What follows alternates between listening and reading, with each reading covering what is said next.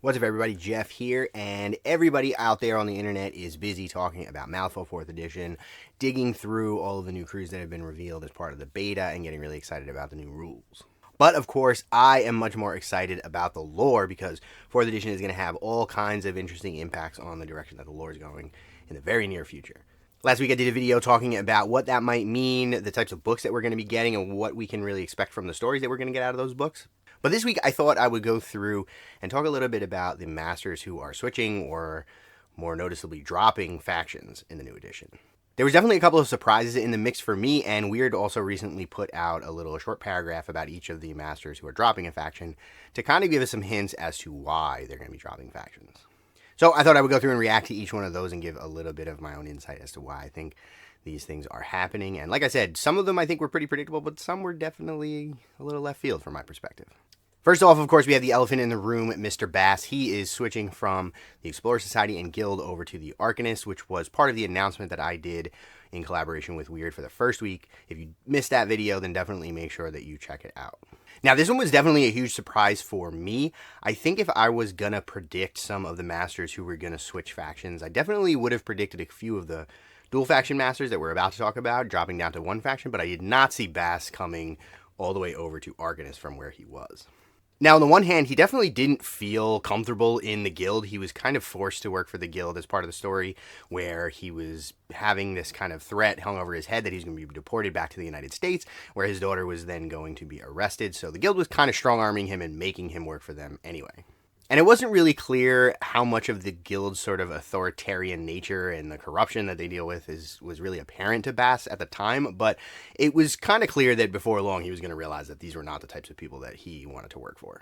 His whole thing is that he's all about kind of justice, and he worked on the frontier in the United States and was all about sort of doing good, which is really not in line with what the guild is up to for the most part. So I definitely saw him defecting from the guild in the near future. The Explorer Society is a little bit different. He kind of was just doing odd jobs for them. He went out and hung out with Jedza during one story and went on a mission for Janice, but it wasn't really clear that he had any strong ties to the Explorer Society, but it also wasn't super clear that he was going to like fully abandon them. But from the little bit of the story that we know now, it seems like Bass has been recruited by Tony to the Arcanist, and it definitely feels like a natural fit for him. And I guess he sort of decided that he was going to go whole hog into the Arcanist and kind of abandon his ties with the Explorer Society in addition to the guild. I have to say this is a change that, at least from a lore perspective, I really like, because it's interesting to see these characters sort of change over time and find out the ways that they sort of develop and kind of why he joins up with the Arcanist. And I'll be curious to see how he feels about some of the more extreme members of the Arcanist. You know, he's working with Tony as of right now, but what's going to happen when he meets Karis and finds out what she's up to? I guess we'll have to find out. And I will admit I'm a little biased because Bass was always a master that I was curious about, and I played him a little bit in 3rd edition, but as a primarily blue player, I'm looking forward to getting some games of blue Bass in for sure. Now let's go over to the dual faction masters, and the first one that Wyrd gave us a little tidbit about is Jackdaw. Now Jackdaw is an interesting case because originally Jackdaw was just an outcast, and then he switched to outcast and resurrectionist, and now he's switching over to only resurrectionist. He's kind of made the jump. And this is one that I'm not sure I have a really strong opinion on, because Jackdaw has always sort of felt like a thing of his own. He doesn't really collaborate with anyone else or really have any apparent motives, although obviously sort of bringing back some part of his soul was part of his motive throughout 3rd edition. And the little tidbit that we get here is that process of sort of reclaiming his soul and or taking Kitchener's soul or whatever it was that happened in 3rd edition has sort of put him a little bit more in touch with the realm of the dead, and that's why he's sort of moved over to the resurrectionist side of things. But again, Outcast is that weird faction that is a faction of no faction identity, kind of, until recently with the whole Freehold thing. I don't know. It's a little bit weird, but anybody can kind of move in and out of Outcasts without it being too unusual. So again, I don't really have a strong opinion about the Jackdaw switch. Though I will be curious to see if he does any more interacting with the other resurrectionists. Obviously, Karai is not happy with him, and Karai is not someone you want to be on the bad side of. But I'll be curious to see if he ends up bumping into any of the other resurrectionists and how those interactions will go. Because as of right now, Jackdaw has always just kind of been like a boogeyman. He doesn't seem to have a ton of character, except for the one time where he screwed over Karai. Now, taking them in order, the next one we have is Yan Lo, and he's going to be dropping out of the 10 Thunders and moving to the Resurrectionists. Now, this is one that was definitely a surprise for me. If I had to have guessed before we had this information, I would have guessed he would have left Resurrectionists and stuck with the 10 Thunders. And the reason that I say that is because in the past, Yanlo has kind of also been doing his own thing. He doesn't have a ton of interactions with any other members of the story, but the few times that we have seen him, he has interacted primarily with the Ten Thunders. He seems to have a close relationship with Misaki, and he worked alongside her to try to prevent Kitchener from ascending to tyranthood, and also working to try to oppose the rest of the tyrants. And kind of, we see him interrogating the Hungering Darkness at one point to try to get information out of him. And that was all part of his efforts as a member of the Ten Thunders. We very rarely see him interact with the other Resurrectionists, and the primary time that we saw him interacting with Rezzers was when Nicodem came to him for some information about the time that Misaki sort of thwarted one of Nicodem's invasions of the city, and Yanlo very clearly sided with Misaki. He refused to give Nicodem any information or help him or cooperate with him, and there were even some vague threats involved in that interaction. On top of all that, we've also seen Yanlo more recently working with Asami, who is still just a Ten Thunders member, to work on thwarting the invasion of the Kimon back Earthside. There was a whole story in 3rd edition where they sort of fought off one of the kind of members of the Kimon and stopped him from invading back in Malifaux, and it seems like he's been much more involved in that side of things than anything else in the recent past. But the little blurb that we got here basically says that the Ten Thunders are so busy with all these other things that they have going on that they haven't really been paying attention to Yanlo's concerns about what's going on in the Paths, which is this sort of realm between realms that Yanlo inhabits, and I guess bad stuff goes on there. It's a little bit vague and unclear exactly what that means, but maybe something interesting will be happening in his story at the beginning of 4th edition that will explain this a little bit further. I'm a little bit sad because the Ten Thunders were my original faction, and I think Yanlo was my second master purchase when I first started playing the game in 2nd edition. But I guess I can always play him in Team Green if I want to, and if we get some really good stories out of it, then I'll be happy. Lucius Matheson. Now, this is one that I know some people are very upset about. Lucius was originally a Neverborn Guild character, and it was kind of an important part of his story that he was working with both of those factions. So now we're finding out that he's actually dropping out of the Neverborn faction and sticking to the Guild. And I guess if we had to have it one way or the other, I would have predicted that he would drop Neverborn and stick with the Guild. And the reason that I say that is because what we've seen him do in the story so far is really about manipulating the Guild and taking advantage of the different members of the Guild and sort of pulling strings in the background and being very manipulative and schemy and stuff like that. He's had very rare, limited interactions with the Neverborn, and it seems like he's well known among the other Neverborn, but he doesn't really seem to be a power player among them. The whole Civil War took place and he stayed out of it, and even the things that are going on right now with Nekima and Titania and everything, he's really been absent from all of that for the most part. And even though in his recent stories we've sort of seen that he's taking a little bit of a back seat on the sort of really important power plays that are going on in the Guild in Malifaux, he still primarily seems to be concerned with that side of things. He's always worried about what's going on with Marlowe and what the Guild is up to, and I think his real goal is to gain more power for himself and sort of take advantage and manipulate the humans, because he seems to really enjoy doing that. I've always said that the only thing that Lucius is loyal to is Lucius, and I think that's still true, but I think the place where he can take the most advantage is as a member of the Guild. So again, if he has to pick one faction or the other, it makes a ton of sense that he's going to pick the Guild. And the little blurb that we get here to explain what's going on with him sort of explains exactly what I just said. He's always kind of been in the background as far as an Neverborn concerned, and he really loves manipulating humans, so that explains why he's sticking around. If you're enjoying this video and you want to support the channel, then there's a couple of different ways that you can do that. The first would be to pick up some merchandise through my merch store. You can grab a t-shirt, a hoodie, a mug, a sticker, all sorts of cool stuff like that. You can also shop using my affiliate links, so if you're going to make any purchases from any of these companies, you can use the links in the description below to make your purchases, and it will go directly to supporting the channel at no extra cost to you. There's also a link for my Ko-fi if you would just like to give me a tip, or my Patreon if you want to support me longer term. I have a bunch of different tiers there, and there are all sorts of benefits available to people, such as early access to videos, ad-free videos, the opportunity to vote in polls about upcoming content, and extra entries into the giveaways that I run occasionally. But if none of that is your cup of tea, no problem at all. Just make sure that you're subscribed to the channel and leave a like on the video. It actually helps a tremendous amount. And if you want to go the extra mile, then consider sharing the video out with some friends who you think might find it interesting. The YouTube algorithm is not kind to small YouTubers, so that helps a whole bunch.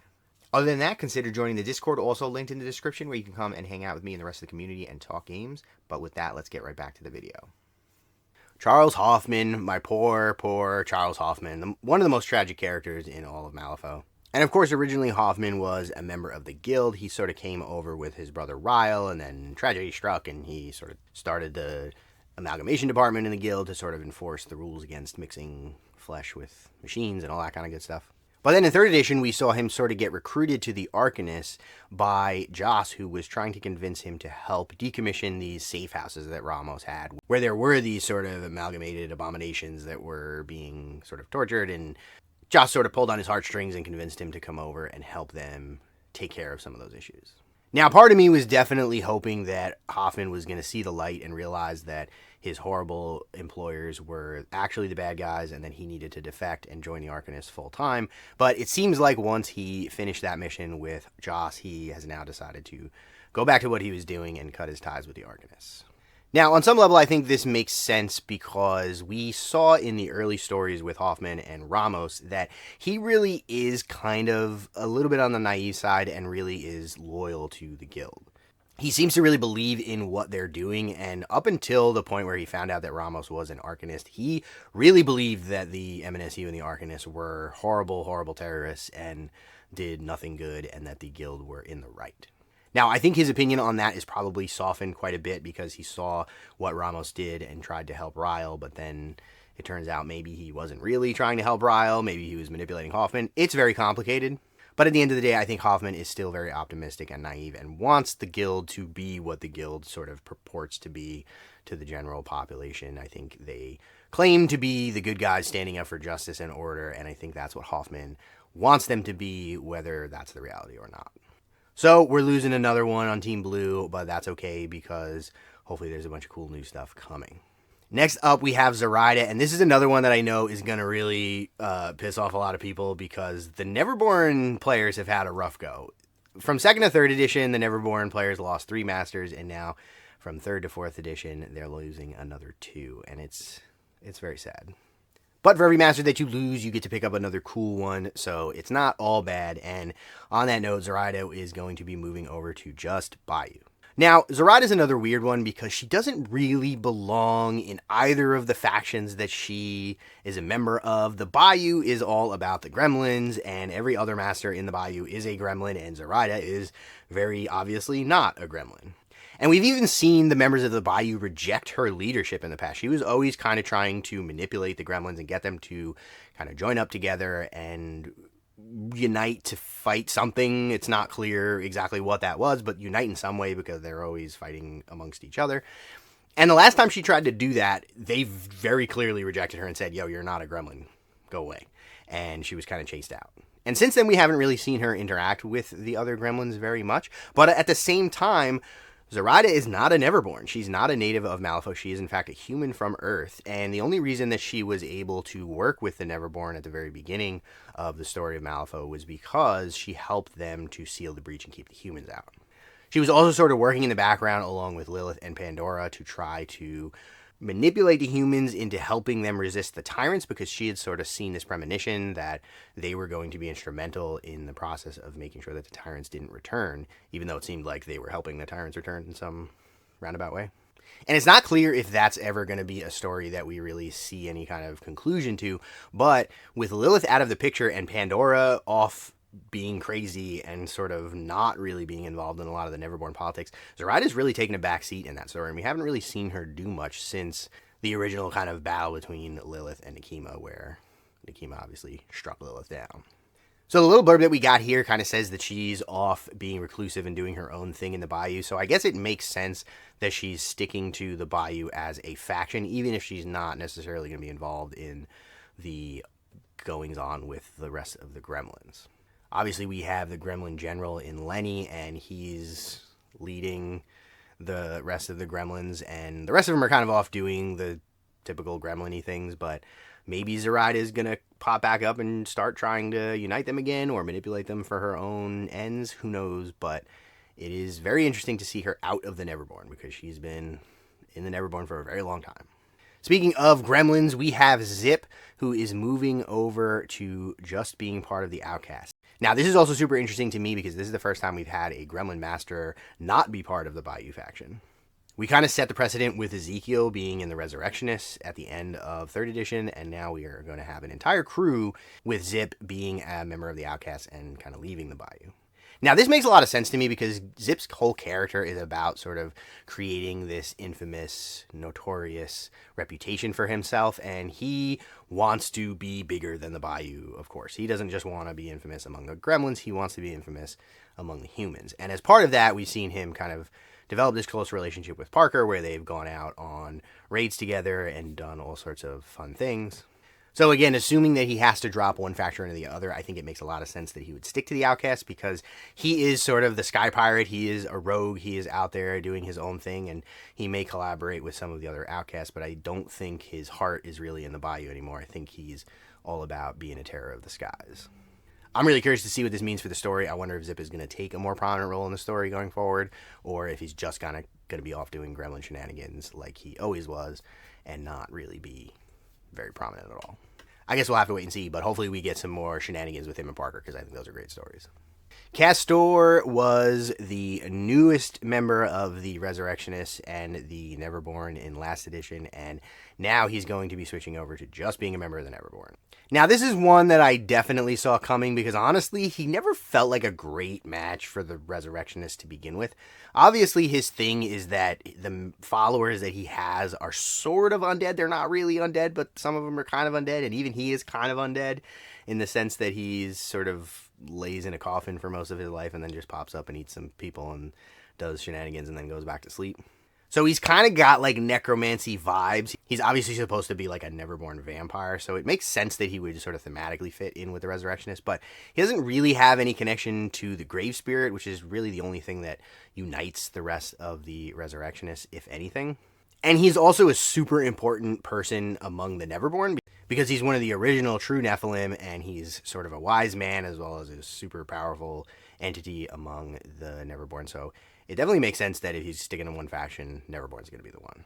I've always been really surprised that when Nekima woke him up, he didn't freak out and kill her because he was an ally of Lilith's back in the day, and he was also an ally of Lilith's mother. So I thought he was going to be pretty pissed off that Nekima killed his favorite niece, but there's always an opportunity for that to rear its head again because there's obviously ongoing strife and potentially new civil wars breaking out among the Neverborn any day, and obviously Castor will have to take a side when and if that does happen. So it'll be interesting to see how that plays out, and I think he's got to stay in Neverborn, of course. Mr. Marcus, my favorite master to play in 3rd edition Malifaux, and I'm losing him to the Neverborn. This is another one that feels weird because Marcus has been an Arcanist for a very long time. Back in the beginning of 1st edition, he's been on Team Blue. But to be honest, it never really felt like he wanted to be an Arcanist. Obviously, Ramos was sort of his connection to the Arcanist and the MNSU, and I think that's true of a handful of the Arcanist Masters where Ramos was really the only thing tying them in, and he was sort of trading his resources and his magical knowledge for whatever thing he was getting from them. And that was definitely true with Marcus, but it never really felt like Marcus cared much for the cause at all. He was really off doing his own thing, being a weird science man in the forest and doing his chimerancy. And even in 3rd edition, we got a story where Miranda kind of gives him an update on the ongoing politics among the Union and the Arcanists, and he's basically just like, I don't care. Now, his connection to the Neverborn is a little bit unique because he basically fought a duel with Titania to sort of prove himself and then get access to some of her magical knowledge, and he seems to be incorporating that into his own research and work that he's doing.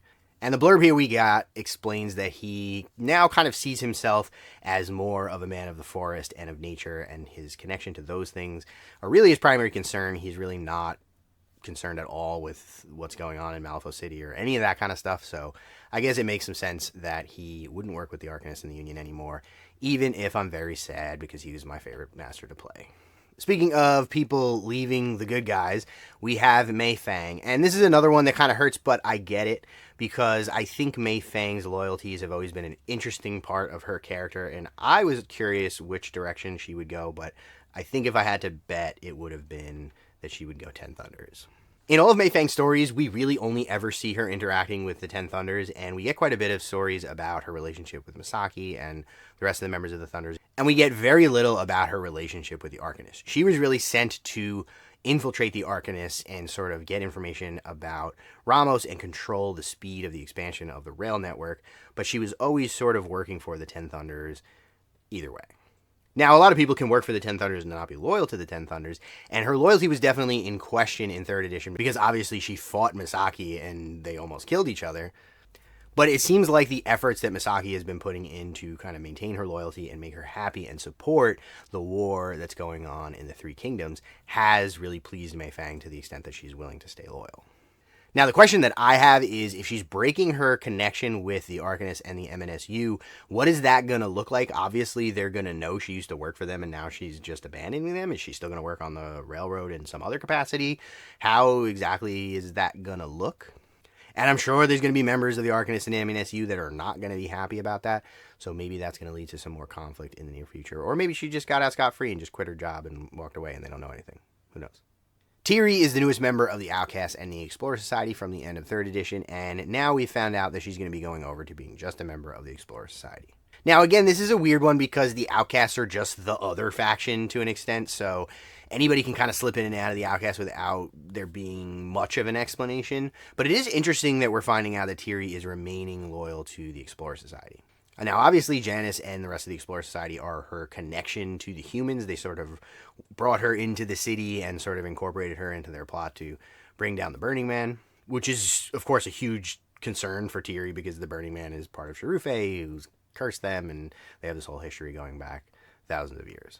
But I might have guessed that after all of that got taken care of and the Burning Man is sort of on the outs, that Tiri would have no reason to necessarily work with the Explorer Society anymore, and therefore she might just stay a member of the Outcasts. But according to the little blurb that we get here, Tiri kind of understands the relationship with the Explorer Society, and even though she doesn't trust Janice, she's decided that she needs any allies that she can get, so she's going to stick around, at least for the time being. Lucas McCabe, the man of many factions. Now, this guy has obviously jumped around to a ton of different factions in the game in the past, and most recently, he was a member of the Ten Thunders and the Explorer Society. Now, as soon as he joined up with the Explorer Society, I predicted that in the very near future, he was not going to stick around with the Ten Thunders because his relationship with the Ten Thunders is very fraught. We kind of see a little bit of the brutality and the sort of gang mentality that the Ten Thunders have, and it's kind of rare that that pops up in the lore very much anymore, but in the relationship between Yamazuko and McCabe, we really see this dynamic where he's being threatened and he has to provide this service to the Ten Thunders or else they'll basically kill him. So when he loses his job at the guild, they basically tell him, you have to find a way to be useful to us or else that's the end of it, and that's when he goes and joins up with the Explorer Society. But we also see that when he does join the Explorer Society, he seems very happy. This is kind of the type of work that he's always wanted to do. He likes treasure hunting. He likes going off and stealing precious artifacts from indigenous people, which has gotten him in a lot of trouble before and will probably continue to get him in trouble. But it seems like in some way he is going to be able to break his ties with the Ten Thunders, and I guarantee you they're not going to be happy about that at all, but maybe the Explorer Society is powerful enough that they can protect him. He definitely seems like he's one of the lowest ranking members of the Explorer Society, at least among like the masters or the main characters in the game. But maybe he's worked his way up by being useful to them and sort of helping them a lot in the recent past. And I'll be curious to see if we get any kind of a story that explains exactly how that's going to go.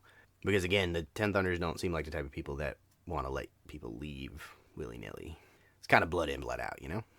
There are all kinds of really interesting things happening in the lore, and I'm so excited to get my hands on the faction books in the very near future so that I can read through the explanations for why all of these things are happening. But get down in the comments and let me know which of these changes was the most surprising to you. Was there any here that you really didn't see coming, and were there any that you thought were super duper predictable? Plus, let me know if you have any pet theories about how these relationship dynamics are going to play out in the lore going forward, and which story are you most excited to get your hands on and read.